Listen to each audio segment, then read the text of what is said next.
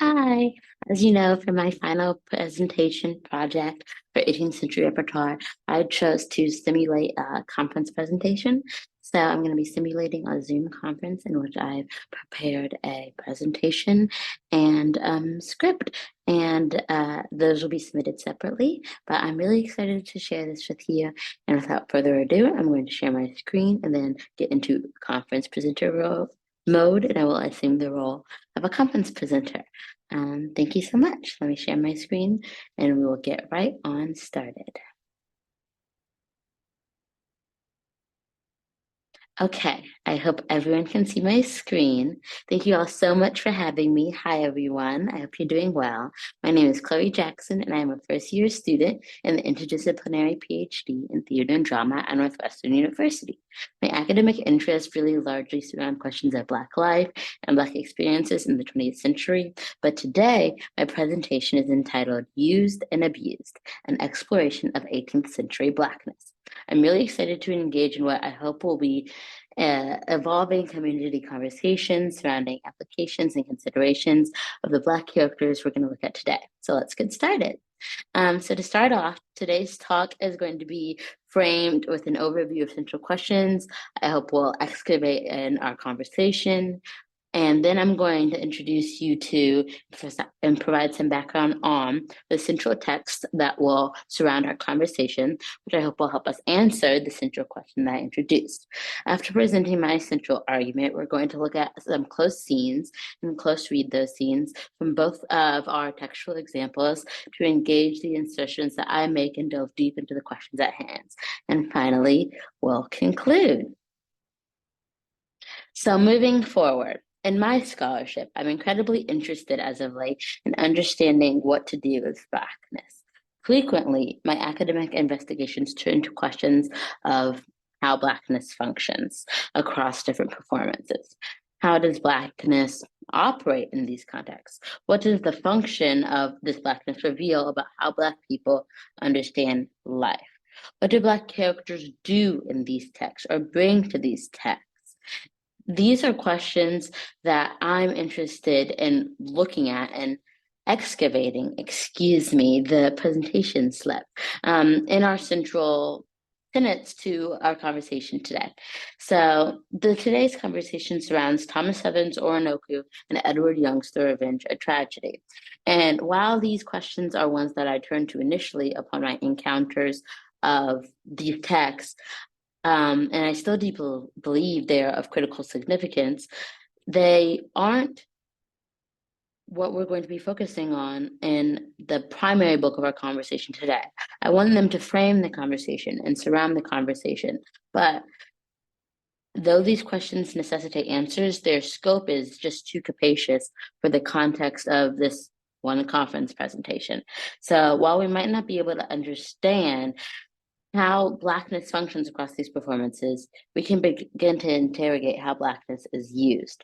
So that leads me to my central question. How do Southern and Young use Blackness within these texts? And more specifically, and more broadly, how do 18th century playwrights use Blackness? These questions seem initially to be difficult ones, just as capacious as the last few. But to answer this question, I'll define use of Blackness adjacent to the activity of the word. As white authors within the context of the 18th century, what led these authors to focus the center of their plots on Black characters? Why do they deploy Blackness at all? The use of Blackness in this context focuses on an authorial use of Blackness. What is the significance of centering Black characters in these works? To help the process of answering these variant questions, I'm going to provide some brief background on the two central texts, Southern and Young's, that will be surrounding today's conversation. So to answer the question of the use of Blackness in the 18th century plays, Thomas Southern's Orinoco and Edward Young's The Revenge are the center. They're allowing us textual examples through which we consider these questions. So to begin, published in 1696, Thomas Southern's Orinoco is a play adaptation of Arthur Bain's novel, also entitled Orinoco or The Royal Slave. It's set on the island of Suriname, the play is, and it follows the titular Orinoco, an enslaved prince, and introduces a dual plot surrounding women who aspire to marry, which didn't feature in Arthur Bain's novel. Contrastingly, or I guess alongside it, Edward Young's The Revenge was first performed in 1721 at the Theatre Royal on Drury Lane.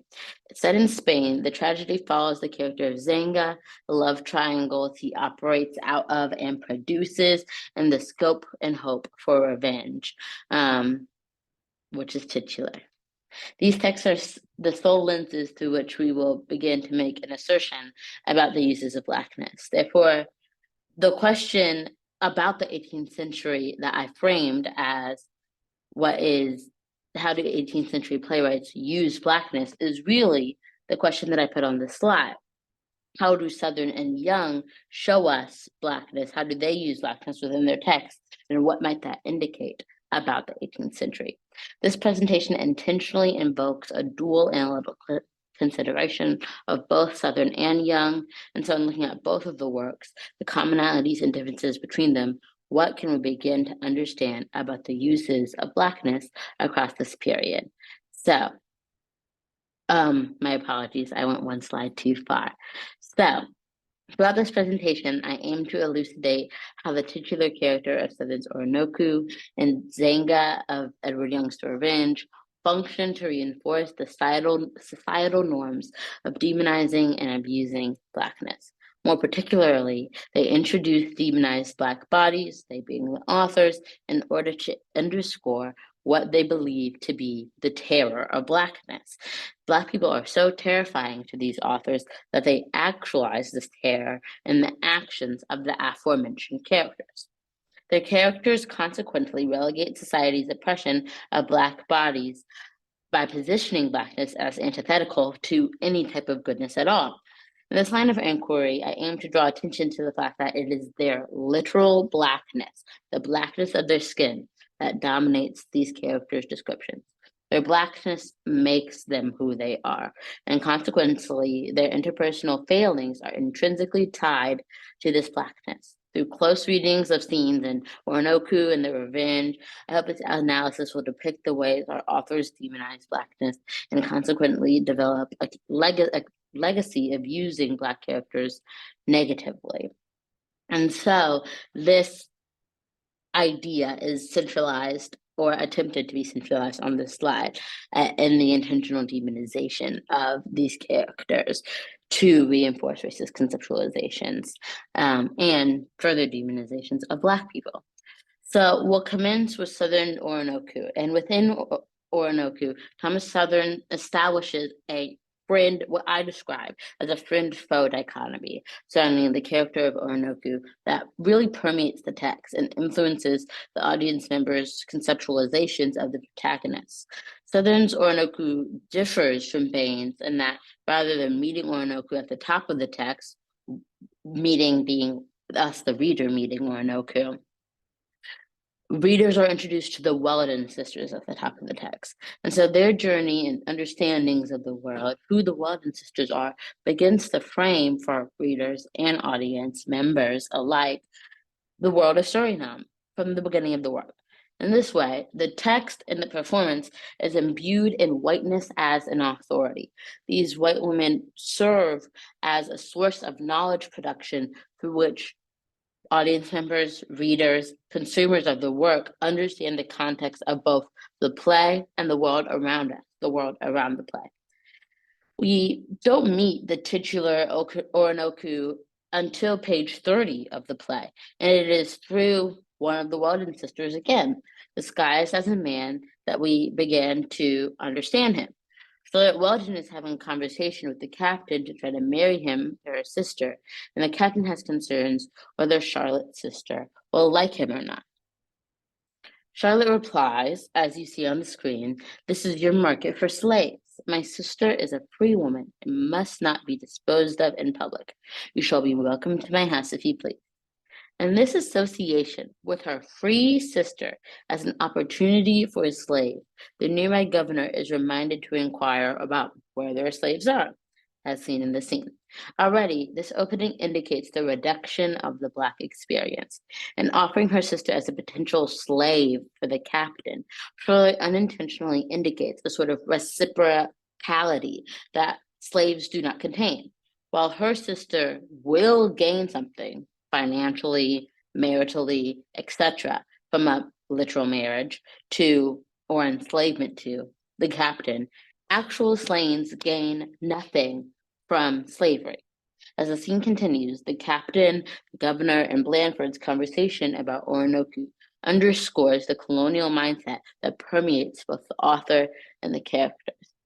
Orinoco is only worth considering because of his regality, seen on the right half, well, my right half of this slide right here.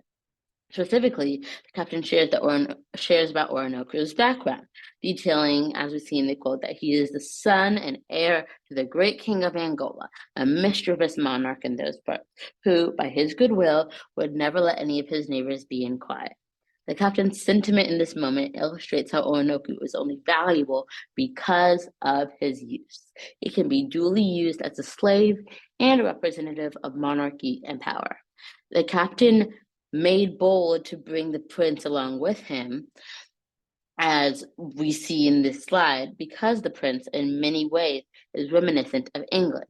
He falls both within and outside the colonial codes that guide them. And as we move forward, serving as king and thus being owed respect, but naturally degraded to non-human status because of his color. So we see the ways in which Orinoco functions dually. The duality of Orinoco's presence as both colonial and slave continues throughout this scene, as the captain describes getting rid of Orinoco because he's trouble, but he celebrates that he got a prince. Further, Blandford's statement of a prince born only to command, betrayed and sold, as we see on this slide, illustrates that they recognize their power in this moment. They use Orinoco to remind them that, despite not being princes, they will always have the power from their whiteness. So even though they don't have the power of Orinoco's princemanship, they have the power to control him. From this scene, a continual dual friend-foe dynamic, as aforementioned, ensues.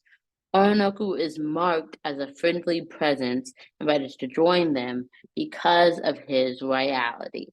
His presence as a royal reminds them that they caught him a royal because of their white power. They moved to faux dynamic, though, in demonizing Orinoco when he is anything other than a docile and silent prince. When Orinoco mobilizes into action with other slaves later in the text, they see his slavehood in ways they refused to beforehand. Orinoco is immediately demonized for acting of his own free will. The characters like the captain, the governor, even Blanchard, Orinoco exists only so that they can use him and make themselves feel better. Their use of him when it's convenient and demonization of him when otherwise positions him as the enemy. The text seems to argue that if Orinoco only worked with the realms of their white expectations, he would not feel like a slave, despite being one. This initial scene that we've covered throughout this conversation, in which we meet Orinoco, establishes a precedent through which readers can understand the position of royal slaves in Suriname and beyond. Even in the face of royalty, there's no opportunity for change here. After all, Orinoco's royalty does not help him in the face of his death. It doesn't matter that he's a royal in and of himself. It is his whiteness that affords the opportunity to access freedom and ultimately survival. So we'll move forward with this in mind to Edward Young's The Revenge. Edward Young's The Revenge mirrors and reworks the friend-foe dynamic that we were just discussing present in Orinoco, utilizing the guise of friendship to attempt to hide the horrors and traumas of slavery for Zenga. In The Revenge, Don Alonso continually attempts to contextualize Zenga as a friend to distract him from the horrors he has enacted against him. Zenga has suffered brutal abuse at the hands of Don Alonso that necessarily frames understandings of their relationship and interactions from the beginning. Zenga reflects in Act 1, Scene 1, a battlements with a sea prospect, as it's titled, on how much he hates Alonso. Alonso is responsible for making Zenga the captain of his arm and fight, and he slew Zenga's father and threw chains o'er him. That is a quote from page 6. This opening underscores the breadth and depth of oppressive experiences that Zenga has encountered without even being sold into slavery. This position as a captive slave indicates that slavery is not solely financially motivated. Rather, I argue it is motivated by white supremacy, historical coloniality, and desires for power. Alonso had the power of war in this instance over Zenga and wanted to continue that power. Capturing him as his slave helps him to do that. Like in Orinoco, readers see this opening as a colonialist supremacist legacy, the legacies of which continue throughout the text. It is the authority that his whiteness affords him that facilitates Alonso's capture of Zenga. As the text continues, sorry, my slides froze, Alonso begins to indicate through his behavior a desensitization to violence against Blackness, and further expects all those around him to maintain the same behavior. He never stops to continue in his actions the long-term the long-term continual violence that he has enacted on Zenga, and he does not feel bad about it. Alonso views his treatment of Zenga as a standard, something that can be expected when you engage in and around Black people. In this behavior, Alonso's colonialist, white supremacist heart really shines through. He does not have a single regard for how his behavior impacts his Black slave. This lack of regard for behavior is incredibly interesting when contextualized under the fact that Alonso, throughout the text, is so hypersensitive to the behaviors of others.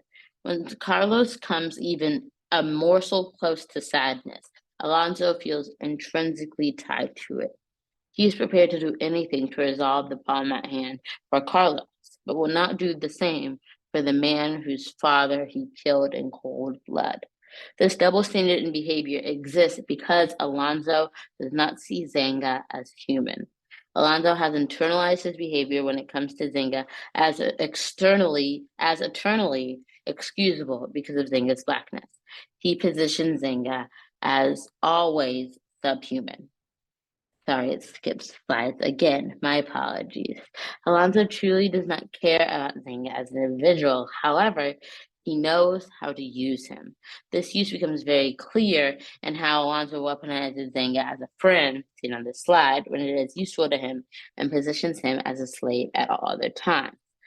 This palpable example that we're seeing in front of us comes from Act 3, Scene 1. Zenga has just asked Isabella to drop the letter that he forged from Carlos to Lenora and to Lenora's apartment, and she happily obliges because they are working together. This forged letter aims to make it look as if Carlos and Lenora are having an affair, which is problematic as Alonso and Carlos have already discussed at length in earlier portions of the text, whether he could approach and be with and love Lenora. Isabella is successful in delivering the letter, of course, and the scene in question commences here with when Don Alonso enters and finds it. Alonso begins by weaponizing his emotions in the conversation with Zenga. He protests dramatically that it cannot be, milking his shock in the face of Carlos's letter. Zenga's responding aside, however, indicates his awareness of Alonso's dramatization and his refusal to tolerate it. As the scene continues, Alonso furthers his drama, protesting loudly how brokenhearted he was and how he had no idea. Alonso has proven not to have this height of emotional reactions in other contexts. He did not feel emotional in stealing Zenga from war and killing his dad and abusing him consistently. This drive to emotion from a letter shows how he weaponizes Zenga's position to use when it's convenient to him, this time convenient for his dramatic outbursts. The height of his use arises when Alonso says, "Come near me, let me rest upon thy bosom, or pillow like the bosom of a friend, for I am sick at heart." In this moment, and we see that on page 40 over here. In this moment, Alonso marks Zenga as his friend simply because it is convenient. The nature of Zenga's Blackness, as constructed by Jung, forces him to have to fit into whatever position is most convenient for Alonso at the time. And despite Alonso's steadfast manipulation, it is somehow the fault of Zenga when things hit an emotional high and revenge is sought. Zenga is demonized because of his blackness and forcibly regaled to whatever position suits Alonso at this time. So as we move towards conclusion, both Thomas Southern and Orinoco and Edward Young's The Revenge position their Black characters as expendable. These characters are used when convenient, always to benefit and support the expectations of the colonial society within which they operate. Further, any action they take to counter the segregation and abuse is marked as evil, awful, immoral. It is their Blackness, not the actions, that make them these things. There is no world in which these characters, or these productions, I would argue, an 18th century performance largely, give Black characters the opportunity to successfully fight back against the oppression lobbed against them. Rather, they must sit and take it, as we see in the scenes presented, accepting their lot in life. Both Southern's Orinoco and Young's The Revenge reinforce the oppressive frameworks of 18th century performance tradition and position Blackness as immoral and villainous. Consequently, Black characters are resigned to being used and abused within these plays and beyond. But simply, as I said on the slide, if you are Black in 18th century plays, you are destined to be used up and die. Thank you all so much for your time, for the opportunity to share my provocations. I look forward to any other conversations or discussions we might have moving forward from this conference presentation. And thank you, Tracy, for the lovely opportunity to engage in your class. I hope you liked my final project, and I hope to talk to you sometime in the winter. Bye-bye.